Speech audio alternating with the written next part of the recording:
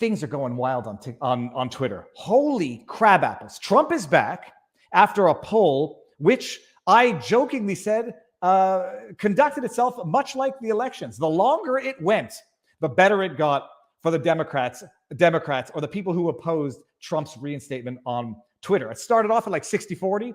Then I saw it at 58. What the heck is that? 58-42. Then it went down to 56-44. It ended up at 52-48. The longer that poll went on, the more bot accounts were created that voted on it, the more Dem politicians could mobilize their legion of Twitter warriors to go vote on that. It was funny. But Trump is back.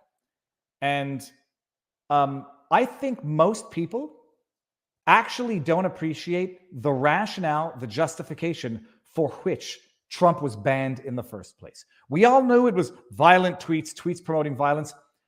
I don't think I saw Twitter's justification at the time, because if I had seen Twitter's justification at the time, I might not have remembered it, but I would remember how I would have reacted, because I would have freaked out had I seen it at the time. And when I saw what was Twitter's justification yesterday, I'm like, I don't think I saw this, because if I had seen this at the time, I know that this is how I would have reacted. Twitter's justification for booting Trump is not it reads like motivated reasoning would be doing it too much justice, because it would be calling it reasoning in the first place. It was a pathologically unhinged, deranged, ex post facto interpretive dance as to how we can get to Donald Trump being such a risk that we have to boot him from social media. I don't want to bring up my tweet. I want to bring up the actual post from the blog. Here it is. Permanent suspension. Put it this way. It was so unhinged, and I was so flabbergasted when I saw it, that I was convinced it was fake. I had to go to, can we see the address? Can we see the address bar and what we're looking at?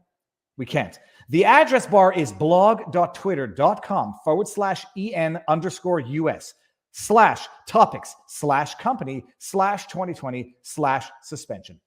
It's the real blog. And we're going to read through this, because if I had read through this at the time, I know I would have done the same thing, which leads me to believe I didn't see it at the time. Permanent suspension of @RealDonaldTrump by Twitter, January 8, 2021, while he is still president of the United States of America. After close review of recent tweets from the @RealDonaldTrump account and the context around them, and wait for this, specifically how they are being received and interpreted on and off Twitter. By the way, they don't just hear dog whistles. They hear how things are being received and interpreted by third parties, both on Twitter and off Twitter. They got their divining rods, their Ouija board. We have permanently suspended the account due to the risk of further incitement of violence. Further incitement of violence, by the way, suggests or implies that there was previous incitement of violence. Let me just make sure that we are seeing the same thing. Okay. In the context of the horrific events of this week, they're talking about January 6th. The modern day 9/11, according to some people, the modern day Pearl Harbor, the darkest day in American history, a protest that got violence, that got violent in certain pockets. People were killed that day, to suggest as though it was rioters. The people that were killed that day, Ashley Babbitt, by that Capitol police officer, shot point blank in the neck as she went through a broken glass window. Arguably Roseanne Boyland, who there's some controversy around her death. And then the one person who they suggested, the one officer who they suggested was beaten to death by a group of a mob of pro-Trump supporters. Brian Sicknick, coroner, unrelated, natural causes, stroke.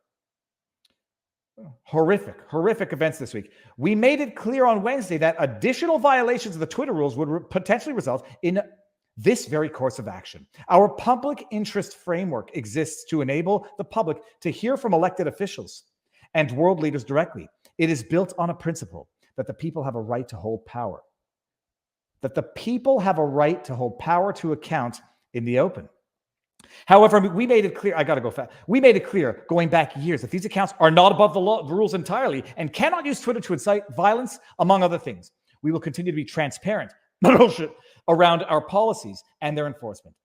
It's a comprehensive analysis. On January 8, Trump tweeted the following: the 75 million great American patriots is going to be an operative word here, who voted for me, America first, and make America great again, will have a giant voice long into the future. They will not be disrespected or treated unfairly in any way, shape, or form. Shortly thereafter, the president tweeted, to all those who have asked, I will not be going to the inauguration on January 20th. Listen to this. Listen to this. Pathological insanity. Due to the ongoing tensions in the United States and an uptick in the global conversation in regards to the people who violently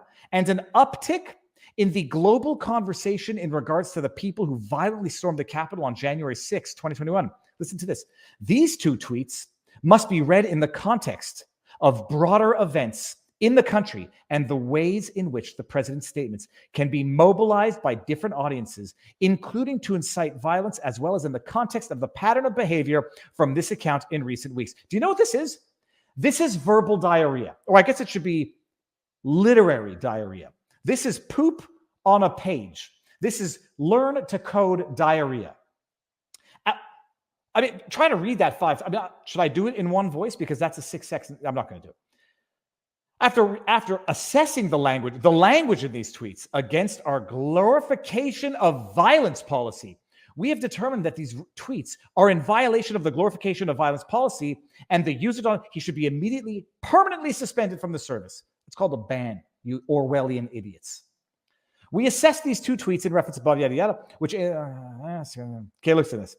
This determination is based on a number of factors, including President Trump's statement that he will not be attending the inauguration is being received by a number of his supporters as further confirmation that the election was not legitimate, and is seen as him disavowing his previous claim made via two tweets, 1 and 2, that there would be an orderly transition on January 20th.